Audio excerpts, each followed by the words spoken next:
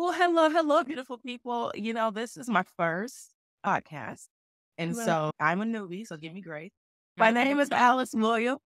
I hold a Bachelor of Arts and Communications, and I have a state certified license to be a speech language pathologist assistant in the state of Arizona.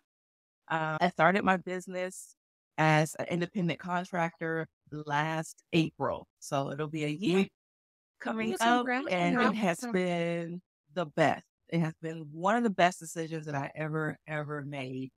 And I just took a leap. And it really was someone pushing me, someone pushing me to say, what are you waiting for? can you tell us a little bit, What did you do? Well, it takes me back to being a young girl wanting to have my own business, wanting to use my gifts and talents as a child of God to serve others and not knowing what that looked like. And floundering around a bit, speech found me. Okay. I didn't find it. I've done everything but bartend and exotic dance. Floundered a lot. I'm 47 years old. I did not find this career until 2014. Or maybe it was 2012. 2014 is when I decided to go for it. So 2012, I'm working two jobs, a full-time and a part-time job, single mom in Texas. I'm working in a women's boutique. I met a woman who had just graduated with her degree from Baylor University. And as we're shopping, we're chatting. And I'm asking her, what did you get your degree in? And she says, I'm going to be a speech therapist, work with kids. And I'm like, okay, well, what is that? And so as we're shopping again and talking, it's just like all these alarms and bells are going off. And I'm like, I could do that. I could totally do that. And I said, is it only kids? She's like, no, you can work with anyone with a communication disorder. And so for about 30, 45 minutes, I'm kind of picking her brain. And I'm a different woman because of her. She doesn't know. I don't remember her name. And it was about 2012 that speech pathology found me. So why? My kids, I was tired of working so hard for so little money. And again, that whole desire to have my own was still there. It was just buried. And so not knowing if I was going to become a CEO as I am today. I love that. But you put SLPA CEO. It's like what my heart says. That feels my heart. I appreciate that. But my why was really just wanting to walk in my purpose and have a better life for my kids. So too low. well, thank you for that. Can you tell me a bit about the population that you're serving right now? Right now, I work with kids and adults. So I think my youngest is 3 and my oldest is 30 something. So I love the variety. I didn't know when they ask you, what population do you want to work with? I want to work with people who want to work with me. I want to serve. I have a servant heart. I've always had a servant heart. And so, yeah, I don't have any preference. I just love what I do. I'm passionate. So, Can you tell us now what has been your biggest challenge of being in the I think because I have such a thorough background in other areas, so I make a decision I'm going to do something, then I'm going to do it. And I'm not going to let anything stop me. So probably it's been more of a personal thing than a career thing. Two of the biggest challenges was finding a way to make this happen for myself. Being a single mom at 34, I think is when I started this journey. How to do that? What does that look like? And so me and my ex-husband decided to switch. He became full-time dad. I became summertime mom so that I could come to Arizona from Texas and pursue dreams. So that was probably the biggest challenge. Once I became an SLP, it was finding an agency, finding a community that could serve me as much as I could serve it. As an employee, we were linked to these agencies, so sometimes they don't serve us. We're working, but they're not feeding us. And I didn't realize how important that component was. especially with in-home, I do in-home health, you're really on your own. So having that foundation, I didn't realize how important that was as a newbie, right? As a newbie. And I felt like it just throw you a caseload and say, go for it. Contact us when you have questions. And it really should be back and forth. They should be checking in with you because you don't even know what questions to ask. So it took me till now. It took me till now to start advocating for myself and saying, hey, I need a little bit more than just a paycheck. I need a little bit more than just SLP to sign off on my soap note.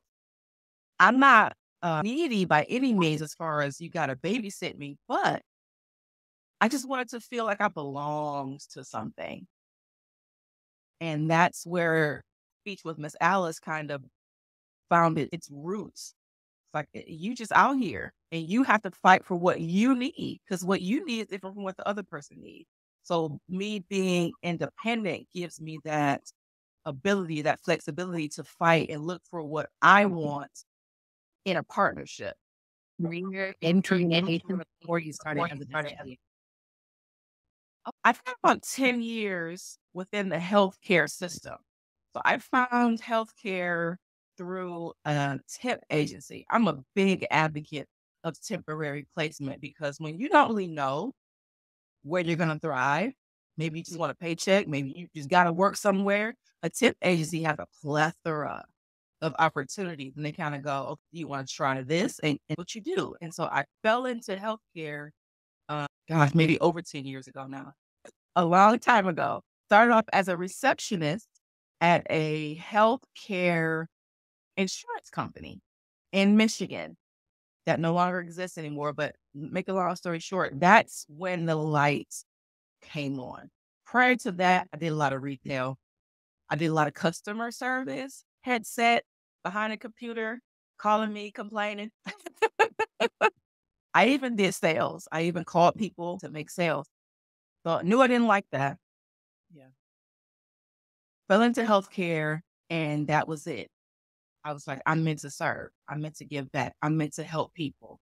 Front desk reception, clerical administration. I did some customer service with Blue Cross Blue Shield. When I got to Texas, I started working for a doctor's office. It was about 12 different doctors in the office. And I did some insurance verification. So I stayed in that realm because I had the experience. And that's when I started kind of thinking, well, maybe I'll become a nurse or maybe I'll become a physical therapist. I was working in a sports medicine clinic. So I thought about, okay, maybe I'll try sports medicine. Just not really knowing the specifics, but I knew I was on the right path. I even taught school. I taught school as a substitute teacher for a year. I just needed to be working consistently. So I just hopped around. And I think that makes me a dynamic, a traditional SLPA. I've been around. I've seen some things. Yeah, right. I love everything about it.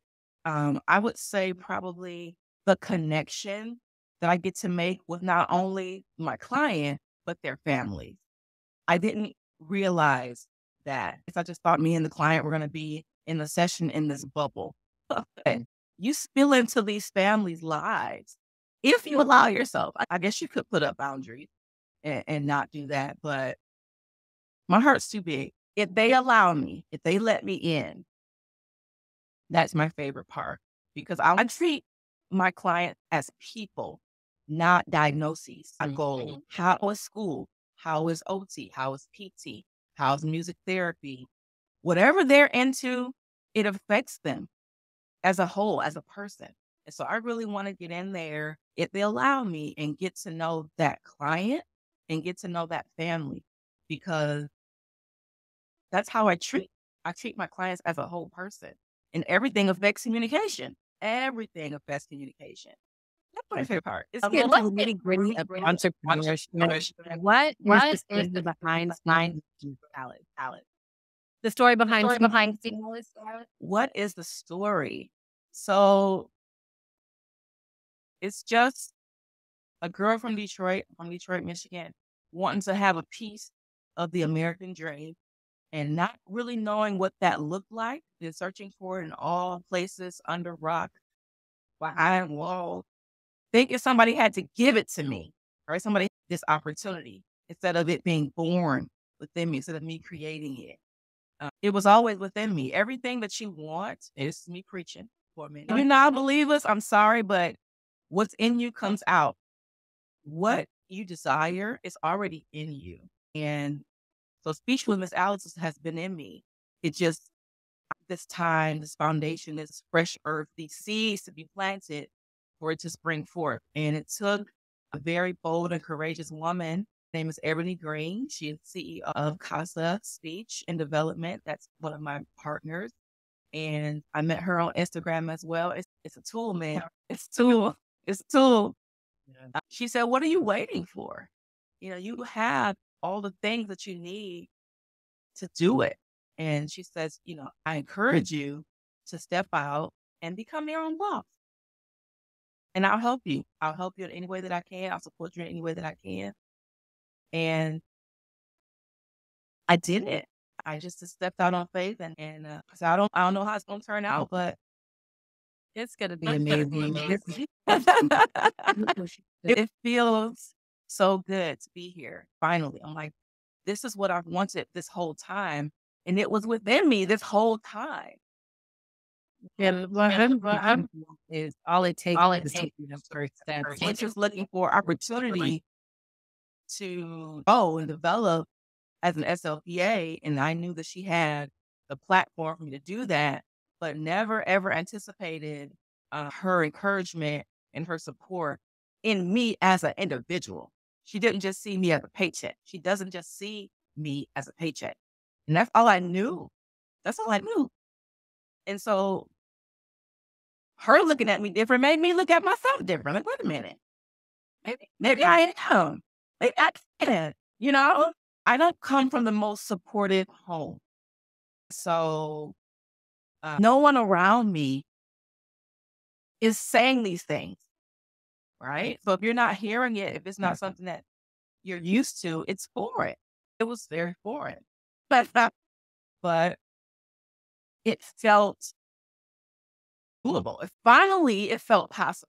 I felt like I had 3 years in the game. I've been an SLPA for 5 years. And so, yeah, here I am. We're not seeing ourselves portrayed as CEO. We're not. I explicitly came to Instagram to find people who looked like me, who was doing what I wanted to do. And all I saw was SLPAs becoming SLPs, and they're starting practices or doing different things. I wasn't seeing, and I'm still not really seeing, SLPAs stepping up to the CEO plate. So it was well, I guess this is the only play. So, I'll do this for a minute. The plan was to go straight to get my seed when I came to Arizona. I didn't even know this opportunity existed. It took a college advisor to say, you have enough credits to become an SLPA, right? I'm like, what's that? No one's talking about it, sis. No one's taking advantage of this opportunity to the fullest.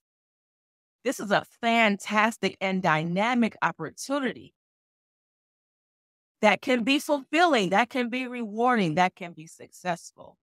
If you want it, you got to want it like anything else. So I felt like I needed permission. Right. I'm like, is this what we doing? And it's like, no, this is what you're doing. Yes. About you and your family and your needs and where you are.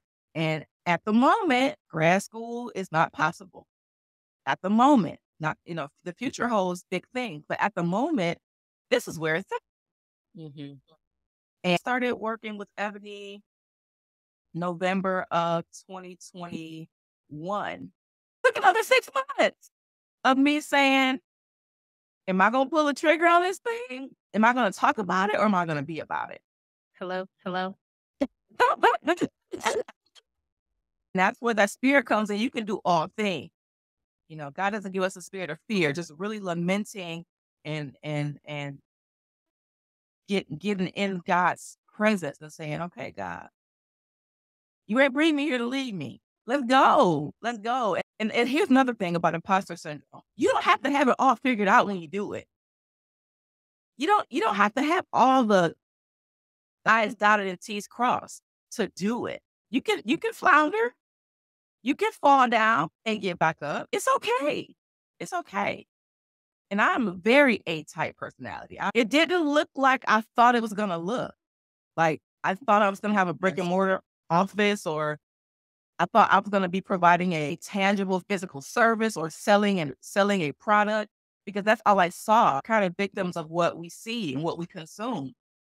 And so because I wasn't seeing it, my mind didn't manifest it. So that's why it's so important to guard what you consume, right? Through our eyes, through our mouths, through what we touch, people that we're around. And that's why mentorship, right? Mentorship is so important, because you surround yourself with people who are doing the thing. It's like, oh, well, they can do it, I can do it too, because that's not a respecter of person. The opportunity that being a small business owner affords me, I don't want to miss out on something. So I feel like I have to know everything. I got to know everything. I got to, know all the ins and the outs. And it seems so daunting, the idea of owning a business. Don't know what you don't know. So I think that's probably one of my biggest insecurities is the learning curve. Gosh, there's DUNS numbers and EINs and tax brackets, and there's just so much information. It's intimidating. When you're a W-2, they do all that for you. You just get your little check and you pay your little taxes. That's what I know. I got 30 plus years of someone doing it for me, and now it's all on me, right? Thinking I got to figure it out all at once. Asking, being vulnerable, reaching out. I got this. I can figure it out. You can. You could. But wouldn't it be easier to ask somebody who's already done it? Like, like humbling myself. Yeah, you could take 6 months to figure it out, or you could just reach out to someone. Hey, even if you don't ask them, hey, do you know anyone that might be able to? Because it's all about who you know. Right? And so this business, because it's my baby, it also makes me look at myself through different lenses and go, you want to check yourself on that, sis, because you're going to stifle yourself if you stay in that spirit. You stay in that spirit of, I got this, I got this, I got this. Because that'll be the main thing. We're better together, and that takes some vulnerability. And I want to give a shout out to you. Like you said, we practiced since 2020, but seeing you blossom, seeing you grow, seeing you step out, and I'm like, man, yes, this. Like I'm so proud of you, and honored to be here with you. So thank you. We're watching. The SLPAs are watching. SLPs are watching too. But I think I want to be a moniker to SLPAs and SLPAs of color to say, we can do it like them, or we can do it like us. Mm-hmm. Right? We can create our own lane. And it's okay to collaborate. It's okay to want to be an SLP one day, but you can really be awesome right where you are. You can not just survive, but thrive in this space. And so I'd like to begin to offer some tools to help SLPs such as myself, who are career-minded, who are minded, step up to that plate if they so choose. So stay tuned, you guys. What would you like to see? I'd like to see more brown people in the field, but that just takes us advocating for us. And that's changing. I don't know what was popping on social media 5-10 years ago. I don't know. We had the same reach as we do now, but I'm here now. And so I'm going to be the change that I want to see. So I don't really know a lot about the hierarchy of ASHA. I don't know a lot about like the directors, the VPs and all that, how that works, but we need to infiltrate that. Brown people, we need up where we can start making changes and making some things happen. It just seems like we're at a stalemate. with ASHA. You know, we want these things, we desire these things, and we're vocal about it. And they talk back at us, but nothing's changing. I don't really see anything changing. I remember when I first decided to do the SLPA route for a minute, 5 years. I said, I want to be a voice for ASHA. They need a strong voice like me talking. I don't see me represented on this level, on the SLPA level. So maybe that's something I need to step into. I'm not big on waiting for change. I'm big on making change. We got to save ourselves. Well, is there anything you'd like to share with the speech community before we close out? Thank you for having me. Thank you. Thank the speech community for having me, welcoming me. I started my business page a few months ago, and thank you to all my followers. I appreciate it so very much. And more collabs, more discussion, more exchanging of ideas. I'm gonna be in y'all's DMs. Really